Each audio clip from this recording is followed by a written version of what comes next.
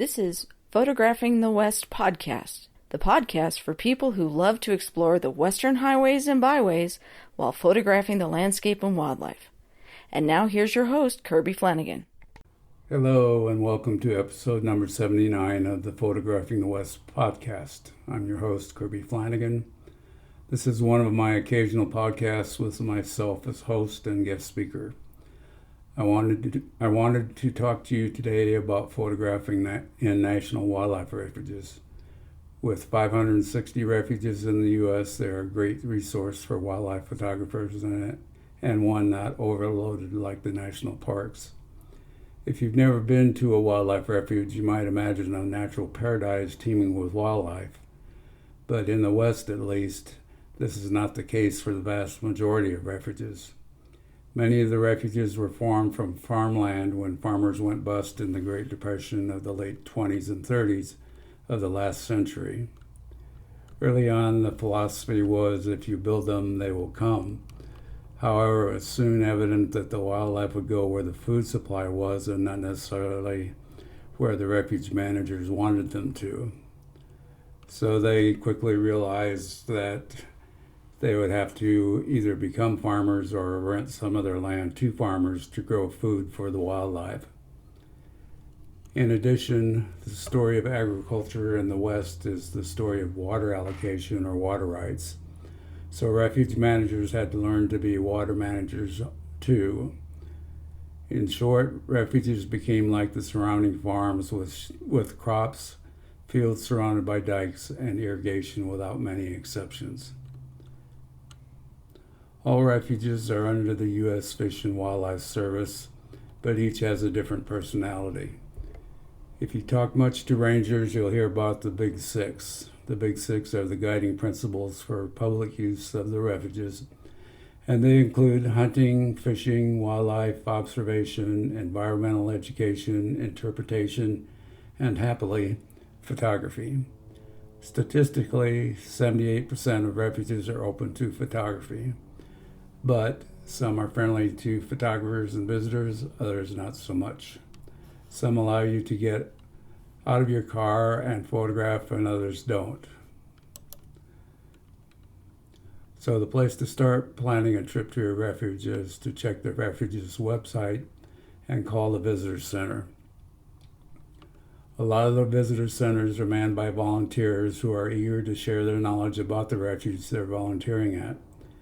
Speaking of volunteers, that's an excellent way to get to know a refuge and its staff, some of whom may be photographers themselves and eager to share their knowledge of the refuge and its avian visitors. The Western National Wildlife Refuges that I'm most familiar with are along the Pacific Flyway and include various refuges like the Klamath Basin Complex National Wildlife Refuges in the north and Bosque del Apache in southern New Mexico, plus the many northern California refuges. During migration, they are great places to be, with waterfowl numbering in the thousands and many other species in the hundreds like hawks and eagles. Each migrant species has its own timetable, with some arriving as early as August or September and others not until November, December. So knowing the refuge you want to visit's migration pattern is extremely valuable, especially if you have a specific species in mind. Most refuges have an auto route that is a good place to start. Some refuges will allow you off the auto route and some won't. Again, best to check with the visitor center. Being a wildlife refuge, you'd think that the birds and other species would be easy to photograph. But this depends as much on the species and the individual birds as it does the refuge. Believe it or not, birds have personalities like you and I. Some will sit and pose for you, and others will fly away as soon as you roll down your window.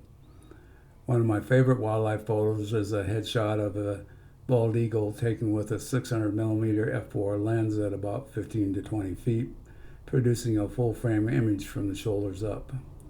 On a couple of occasions, I've come upon red-shouldered hawks that just sat and posed for me. Other species of hawks, not so much.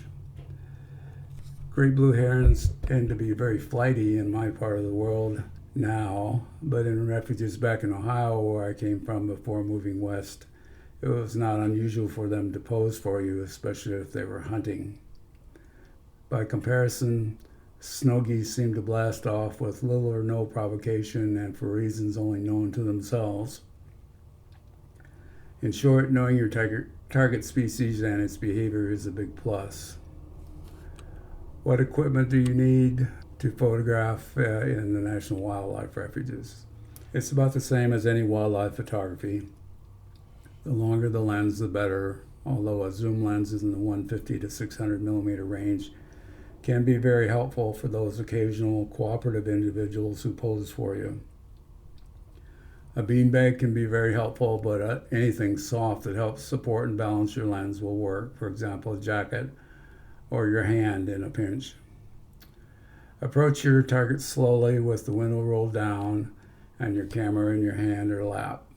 Start shooting as soon as you're at an appropriate distance, realizing that the sound of the shutter may be enough to scare your bird off. If you drive extremely slowly, think 3 to 5 miles per hour, then your chances of getting a frame-filling shot are much better. Don't get out of your vehicle until you're assured that you have a very tolerant bird. Again, depending on the species and the bird itself. A car or truck can work as a mobile blind with the technique I just described if you're slow, deliberate, and patient. But it depends on the refuge you're driving through, plus the temperament of the bird as well. My experience has been that larger birds like swans are less likely to fly off at the drop of a hat, while small birds like warblers are very excitable and fly at any hint of danger.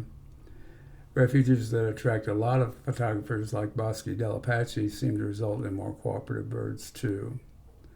Long story short, you need to have a plan before you visit a refuge if you want it to be successful.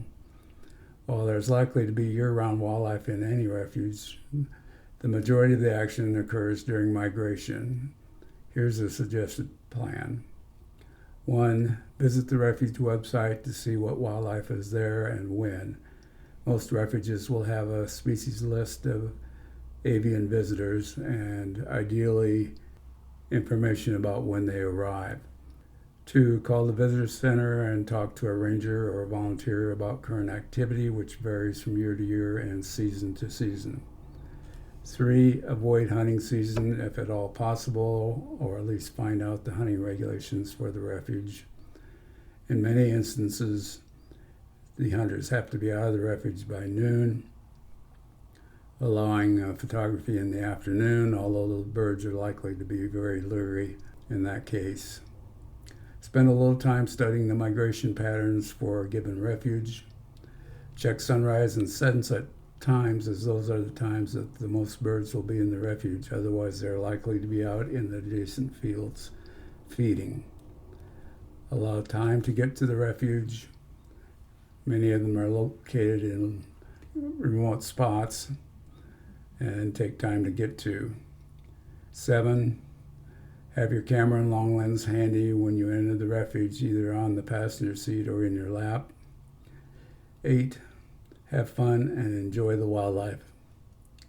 Thanks for listening. Check out the show notes at www.flanaganphotos.com for additional information and some of my refuge photos. We'll be back in about 2 weeks. Talk to you then. Bye for now. Thanks for listening to Photographing the West podcast. Please subscribe to the podcast in iTunes and leave us a review. Till next time, here's wishing you safe travels and good light.